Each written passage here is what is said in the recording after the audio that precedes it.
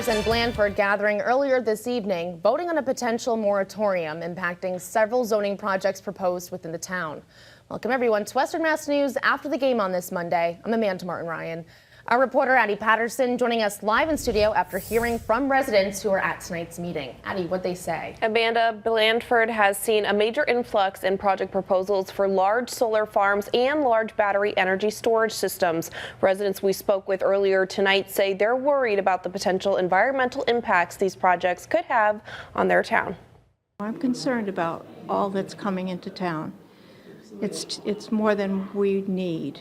Blandford residents speaking out at Monday's town meeting, voicing opposition to the multiple zoning projects proposed within their town. Folks voting on whether or not a temporary moratorium should be put in place, which would put a halt on approving large ground-mounted solar farms and large battery energy storage systems for at least 6 months or until new zoning laws are adopted. Our bylaws weren't meant to withstand this. So this 6-month period will give us time to tighten them up a little bit. Blandford resident Lisa Bruno tells Western Mass News these rapid proposals and unregulated projects are frightening, as she believes they could have negative consequences on her rural community. We have a volunteer fire department. We don't have the capacity to fight these things, which you can't put them out anyways.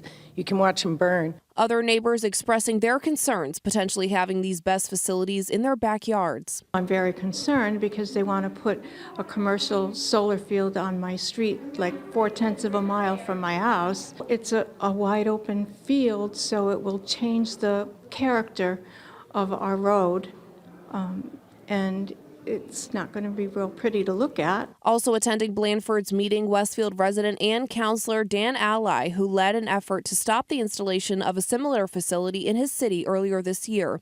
He explains that pollution from a fire at any of the proposed BESS facilities in Blandford would threaten the Cobble Mountain Reservoir, which supplies water for cities like Springfield. We're guaranteed by the Massachusetts Constitution as well as the U.S. Constitution to have rights, to clean water and protect natural resources.